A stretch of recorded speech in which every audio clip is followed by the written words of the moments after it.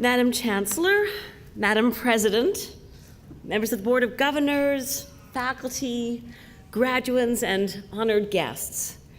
First of all, let me congratulate all of the graduates here today. I applaud you and your achievements, and I salute the family members and friends who have played a role in your success. I know you've made your professors very proud, and I hope you all appreciate what a privilege it is for you to have the opportunity to receive a university education. And I'm thinking especially for the women, given that in parts of the world, girls and women still risk their lives for an education. It is also a great pleasure to be back in Halifax, where I practiced law for 5 years and made lifelong friends who are here today. On a darker note, I also developed an insatiable addiction to donaires. I will be heading straight to the king of donaires once these celebrations are over. And by the way, my vote for the new ferry definitely would be large donaire. It is a great, great honor to be receiving this honorary doctorate from such a venerable and respected institution. And I can tell you, if anybody had told me 20 years ago that I would be standing up here getting an honorary doctorate from the Mount, I would have said they were crazy, because I always expected my life to unfold in a very conventional manner. But I should have known that when you retire from the active practice of law and go to work for a mercurial genius of an entrepreneur, who also happens to be your dad, you can end up doing some pretty exciting and unusual things.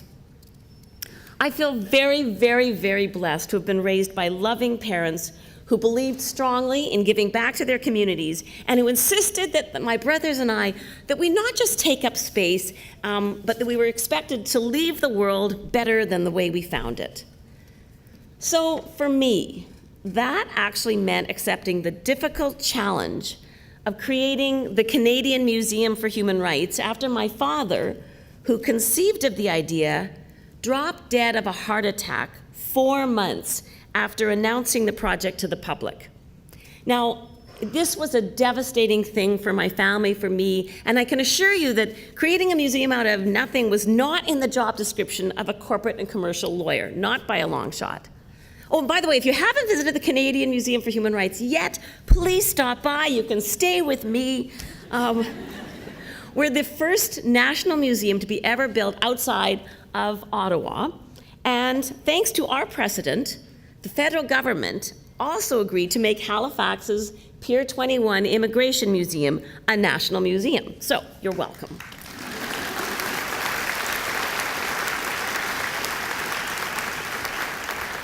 My wonderful, strong mother and my 2 brothers and I had a choice when my dad died. Move forward with this project or abandon it, which frankly would have been the same thing to do, because after all, who does a startup of a national museum in a quiet prairie town, Winnipeg? But my dad always said, trying your best and failing is okay, it's acceptable, but not to even try is not acceptable. And I was so glad to have that mantra drummed into my head, because it prepared me for the daunting journey that lay ahead. For years, whenever I was asked to lead something or get involved with something like the Manitoba Theatre Centre or United Way, or take on a new project, I would ask my dad for his advice. And he always said, go for it. Take the opportunity to get outside your comfort zone, increase your experience and knowledge. And frankly, I wish more women took that advice. I really was interested in that Hewlett-Packard study that said that apparently men will apply for a job or take on a job when they feel they know 60% of the job's requirements, and women only seem to take on a job when they feel they can do 100% of it. So I encourage all of you to say yes when life presents you with interesting opportunities, because you will not regret it. And of course, I was lucky to have my mom, who was always there to give me a big hug when I felt completely overwhelmed and out of my league, which was very often. So taking on the responsibility to create this museum was a real labor of love for me, because I truly believed in the positive impact it could have, given how little most Canadians know about our own human rights history and our heroes and heroines. And I didn't think we could lose the opportunity to reach hundreds of thousands of visitors and inspire them to take personal responsibility for standing up for human rights. And my interest in learning more about Canada's human rights failures and achievements actually began right here when I moved to Halifax. I remember being totally shocked at 24 years old to learn about the Acadian expulsion and Africville and things like that, and I realized how completely ignorant I was. I also got involved with the Legal Education and Action Fund and learned for the first time about the history of women's rights, and including the fact that the famous five had to go all the way to the Privy Council of England to prove and to have it shown that women were persons before the law. And I remember thinking, this is not right. We need to know more about our human rights. We need to study how these rights can disappear if we're not vigilant and if we let complacency set in.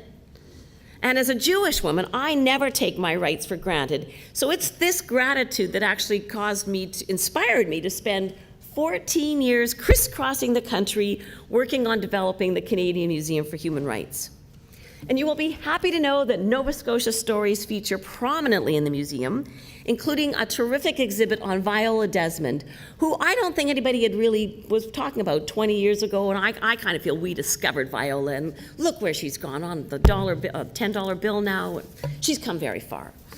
But I did learn a lot of things along the way, including when you're going through tough times in your life, it's really important to engage your self-soothing, cheerleading inner voice that reminds you to breathe, that you can only do your best. And when mistakes are made, you just have to learn from them, you have to put them behind you, you have to keep moving on. Or as Winston Churchill said, and I always love this quote, when you're going through hell, keep going. And while you do need to listen to people and remind yourself you don't have a monopoly on good ideas, you also need to not get dragged down by the cavers, the citizens against virtually everything. You have to take care to surround yourself with positive people who believe in building and contributing, not destroying. And there were many people who actually opposed the creation of a museum dedicated to the exploration and celebration of human rights. But thank goodness I'd learned another great quote along the way as we were building this from suffragist Nellie McClung, who said, "Never retract, never explain, never apologize. Get the thing done and let them howl." And my parents also prepared me for the hard work getting involved with the community requires. And they told me, stop seeking happiness. Don't look for happiness. That's self-indulgent. Try making someone else happy, and you will get incredible joy from that. Be a lifter, not a leaner. Don't expect others to make improvements to the world. Lend a hand and strengthen a person or an organization, and by lifting them, you get stronger too. We all know that the way to get physically stronger is to lift more, and in fact, lifting does not weaken you, lifting strengthens you, and it's the same with community involvement. It may be hard, but it's good for you, and you do feel better when it's done. I've also been incredibly lucky to have a wonderful husband to whom I've been married for 32 years, who is here today, and who I met working at the University of Manitoba Library. And he has been very, very understanding over many, many years, as have my two sons, who are now 26 and 24. And it's because of my husband, Mike, that I actually ended up in Halifax because he was doing his PhD at Dal. And I am so grateful that I got to know this wonderfully warm, beautiful community, and I am delighted to be back here. So in closing, now that you are going out into the world, I want to remind you how lucky you are to have had the opportunity to study at this outstanding university. And you owe Mount St. Vincent University a lot, so please be a lifter when it comes to supporting your alma mater. Universities that soar have grateful and committed alumni who give generously of their time and money. So wherever you may end up in the world, please never forget what you owe to this wonderful place.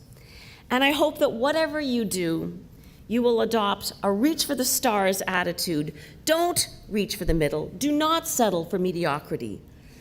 Martin Luther King said, "If I cannot do great things, I can do small things in a great way." And I've always tried to remember that quote as well.